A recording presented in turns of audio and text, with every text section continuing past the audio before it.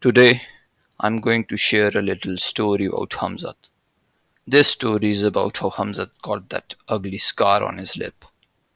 He was born in 1994, right when the Russia-Chechnya war started. He was born in war. He was always destined for war. Fighting is in his blood, and you can see that when the cage is closed. But this story is about a much younger Hamzat. It was Jan of 2008, and winter was at its peak.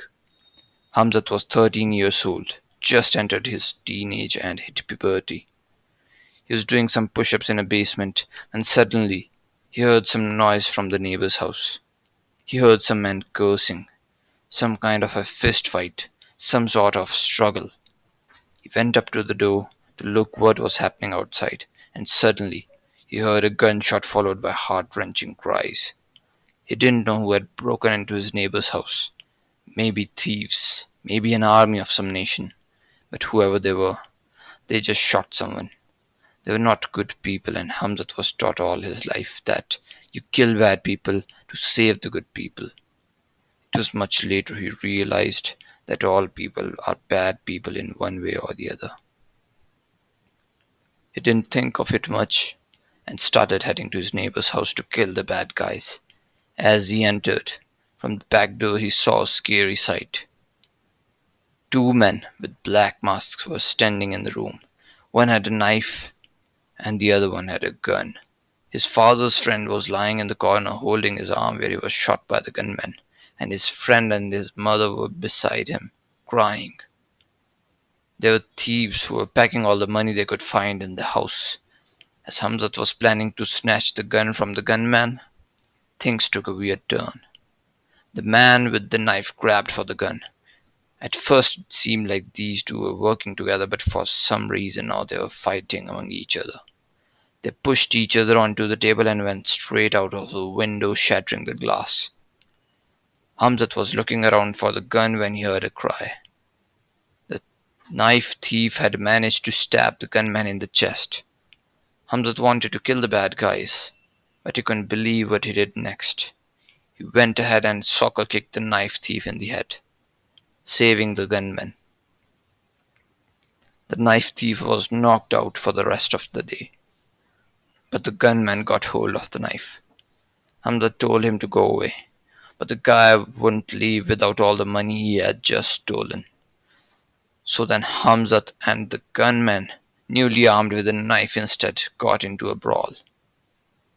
Hamzat got stabbed multiple times on his arms, trying to protect his vital organs, but he finally managed to get into full mount on the thief and grabbed his wrists. He had learned about handcuff technique from his wrestling coach, and they were coming in handy this time. But the thief still had the knife, and Hamzat's grip on the thief's wrist loosened for a second, and the thief slashed at his face with the knife. Hamzat closed his eyes and just dropped three hard elbows on thief's face, and the fight was over. Hamzat couldn't see the damage on his face from the knife slash, but when he tried to feel his upper lip, using his tongue he tasted his own blood. He could feel that his whole upper lip was in two pieces now.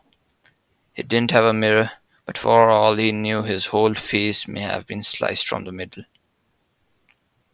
Very soon help arrived, and after that all he could remember was that he was sitting in the hospital bed with a white bandage that had turned red from blood wrapped all around his face.